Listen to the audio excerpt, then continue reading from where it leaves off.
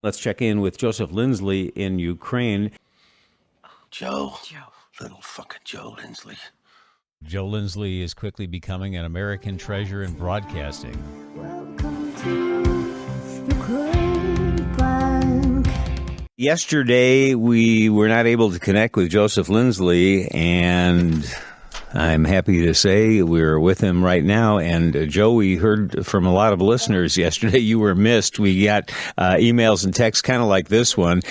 We take it for granted to listen to Joseph during the week. No doubt all his admirers will be so disappointed not to get an update on what is really happening in the Ukraine. His reports are precise and totally unbiased. His history knowledge is beyond belief, and I have no doubt I won't be the only one who missed him this morning. This came in yesterday, and you should feel good about that. Joseph, how you doing? I guess it's good to be missed sometimes. Bob, hello from Lviv. And, I've been in many much more dangerous situations than yesterday. But there were these internet and cell network disruptions for the past couple of days. Things seem to be normal now. And that's one thing, Ukrainians are very good at quickly adapting if there is a problem, figuring out a solution. But here in Lviv in the West, many places you couldn't use your credit card and people didn't have a problem. I went to the corner shop.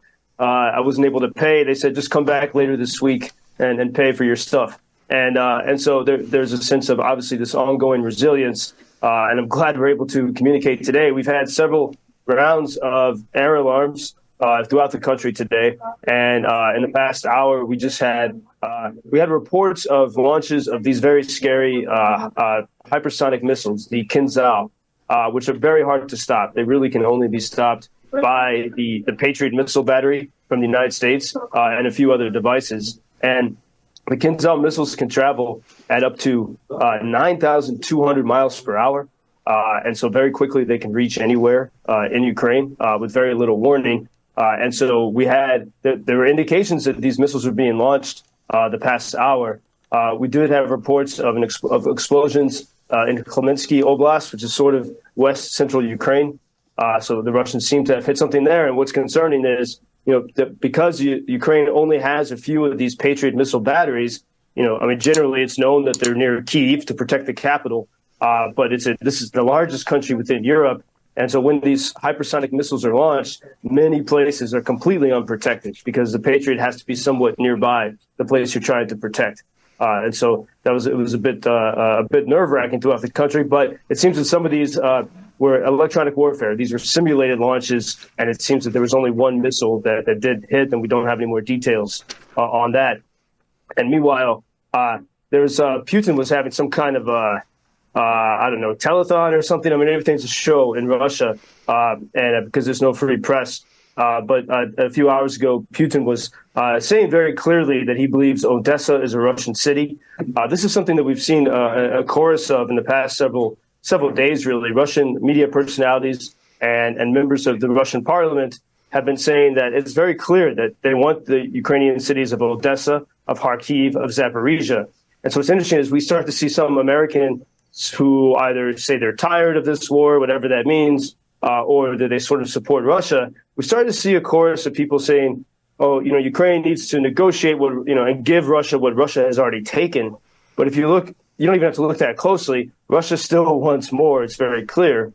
And when you hear Putin talk about, for example, saying Russian, that Odessa is Russian, in many ways that city was built by the Russian Empress Catherine the Great, who was born in Germany, actually. And the Russians built that city on Cossack land in order to colonize the Ukrainians. It's like, for example, Dublin Castle in Dublin, Ireland, was an instrument of the British, so they could control the Irish people. That doesn't make Dublin a British city. And so it's the same principle with Odessa. But nevertheless, some very smart people, or seemingly smart people, don't seem to understand this. And the investor, David Sachs, American investor on X or Twitter, said yesterday, Ukraine has already lost so much. If it doesn't negotiate a peace deal now, it will also lose Kharkiv, Odessa, and the rest of Kherson. And Elon Musk tweeted in response to this post on X. He said, I think that David Sachs is accurate in this assessment. And so here are people with immense power and platforms and really an ability to steer the course of the world speaking without precise facts and details and without any knowledge of history. And, when you think about when Russia was preparing to launch its full-scale invasion, one reason why I knew that Ukraine would not fall in 3 days is because I had been to Kharkiv, that city 30 miles from Russia, and I knew the history that back in 2014, when Ukraine barely had an army, because it was in the wake of their revolution, the authorities had fled. It was the citizens that defended their city because they live so close to Russia and they know what it's like to live under tyranny and that type of totalitarian hell. And the people defended their city. And that's, certainly now after everyone, it's very clear, how the Russians act when they do occupy a place. If they defended that city in 2014, it's times a million now. Because there's no desire to be part of anything Russian these days. Mm-hmm. Joe, I'm still struck by how different the reception was for President Zelenskiy in Washington, D.C. from a year or so ago. And also, it's interesting that as we've seen political support wane for the war there, I've even noticed various messages from our listeners, feedback for the first time, questioning our daily visits with you. And I'll be honest with you, we get quite a few comments that say, why are you still talking about Ukraine?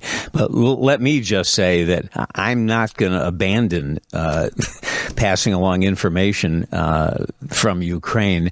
And like you, Joseph, I know you can leave there at any time and you feel like you would abandon the people there if you did. That's kind of how I feel now with you. And we've been talking now since almost day one of this, and I'm not going to stop.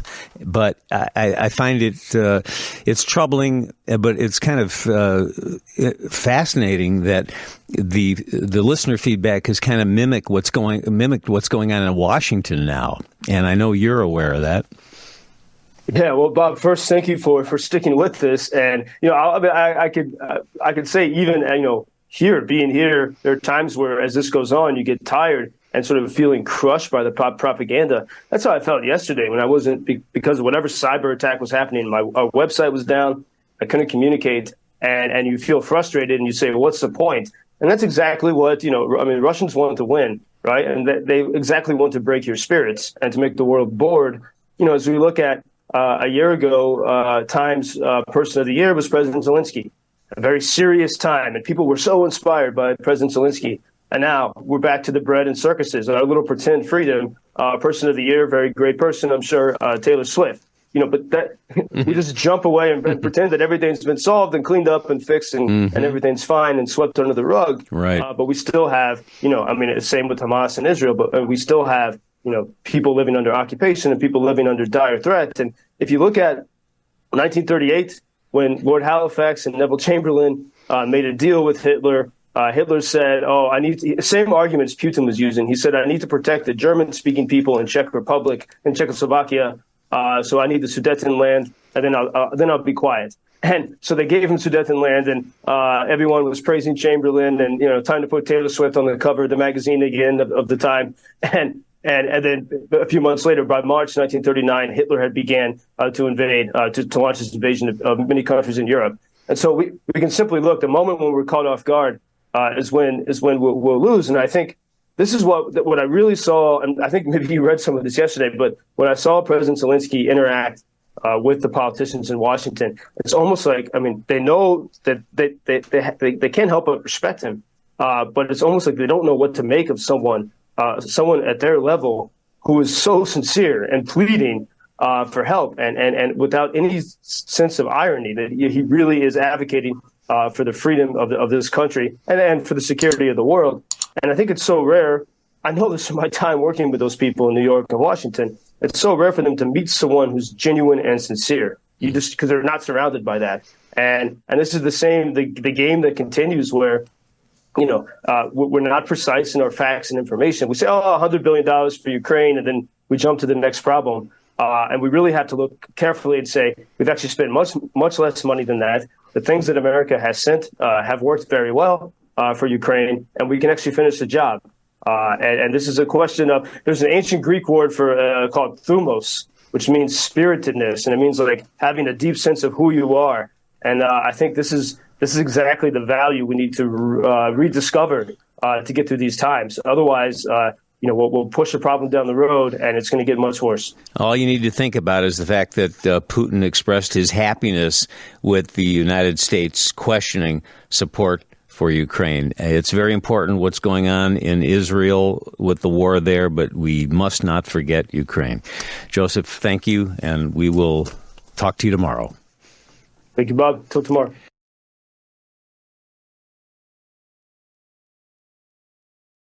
Thank you for introducing Ukraine on your social media pages.